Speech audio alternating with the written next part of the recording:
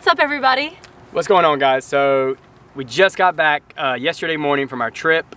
We took a trip to North Africa and Europe via New York City, and we're back here in Raleigh, back in the US, obviously. So we just wanted to talk about our experience traveling during the sort of craze phase of the COVID-19 outbreak.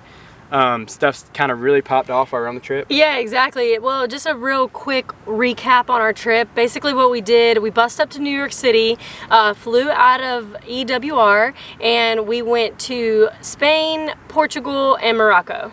We'd had the trip planned for a while, and we were kind of worried because, you know, basically everything on the media was sort of doom and gloom with the COVID-19, especially in the neighboring country of Italy.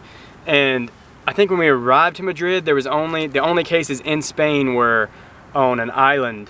Yeah, the Canary Islands. Yeah, the Canary Islands in a hotel. Yeah. And while we were in Morocco, it sort of started kind of exploding. And then when we were back in Madrid, I think it really just kind of popped off. And now Spain is, I think, number 5. Yeah, it's like the 5th country with the worst amount of outbreaks. I know, so it's insane. Disclaimer, we're not going to give our opinion on whether or not we think you should travel. We're just going to tell you about what we experienced while traveling. Yeah, or, you know, how you should be reacting to none of that. We're not, just our kind of information and our experience personally. So we were actually expecting more. You know, I think the biggest thing we were worried about is getting stuck somewhere, especially with world leaders kind of responding in different ways. Yeah, or not being able to get back into the US, being quarantined. Yeah, you know, if you're showing symptoms or anything like that. But the biggest thing for us, I think first we'll talk about any changes or anything out of the usual in relation to the COVID-19 that we experienced on our trip. Yeah. So there wasn't in the airport. There wasn't a lot of people wearing masks. I mean, what would you say about? Roughly 10%. Yeah. Maybe roughly 10% of people in the airports, and even less on the streets. But roughly around an average of 10% of people wearing masks. I was expecting, you know, 60 to 70%. Yeah, I was expecting to see a lot of people in masks. Yeah, but other than that, there was signs at every hotel and all the airports just with basic information about COVID-19, how to protect yourself from it, what to do if you're feeling symptoms, things like that. But everything was fairly normal. Yeah, I mean, the flights were pretty packed out. It wasn't, we flew with United and Ryanair, so we had 2 different airlines. I noticed that not a lot of people canceled their flight for United. United was almost packed out fully.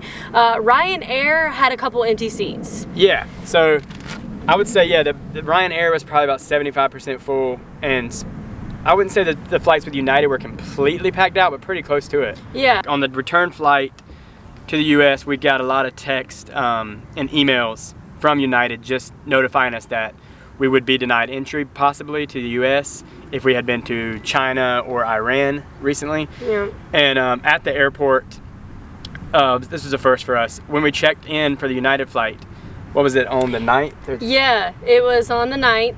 Yeah, and March 9th. She, the associate at the check-in counter was asking us a ton of questions. Yeah. Yeah, she was asking us, obviously the first questions were if we had been to China or Iran, and then she asked what we did in Morocco. Yeah, so it was a United employee, and she was basically like, you know, what are some spots you would recommend me in Morocco? Where all did you go in Morocco? So that kind of was unusual just because this was a United employee and we were getting questions about COVID-19. And she even disclaimed, she was like, you know, we have to ask all these questions due to the outbreak. Mm-hmm. But again, we were expecting more. Example, in the media, we've seen a lot of pictures of empty streets, empty planes. But actually, there was a huge, I mean, thousands of people.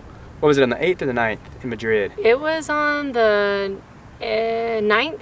I think the 9th, thousands of people marching for International Women's Day. Yeah, it was huge. I mean, there had to be like tens of thousands of people there. Yeah, thousands of people. We actually joined in and marched with them. Yeah. And go women, go International Women's Day.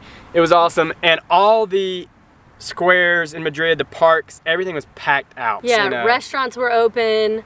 Yeah. So we did not notice anything like different in Madrid whatsoever. And you know, we rented boats in Retiro Park.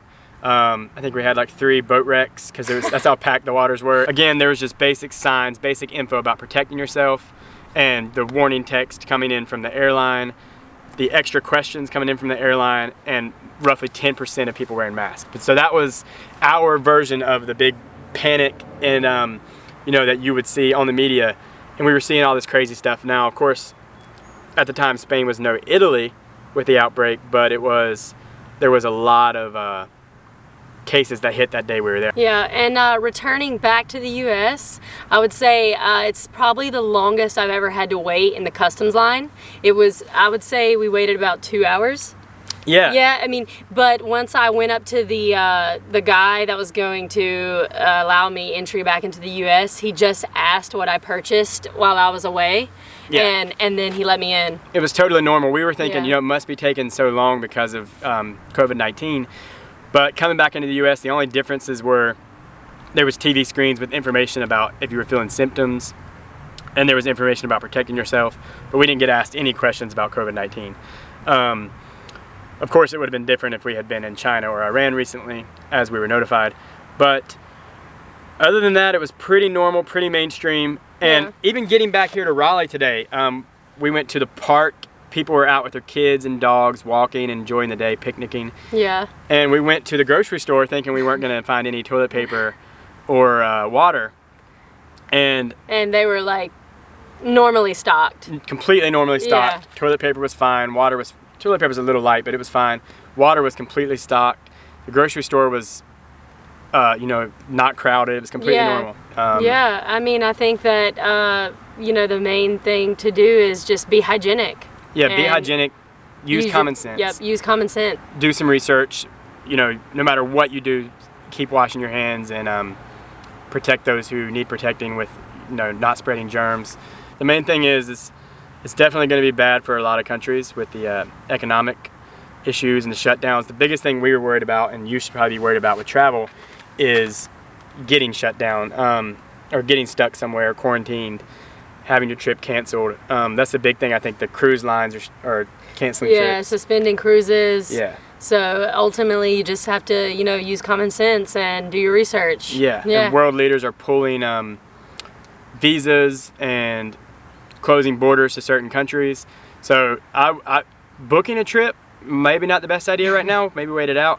But as far as if you have your trip booked like we already did, just wait it out, hope for the best, and stay safe out there. Yeah, stay safe out there, you guys.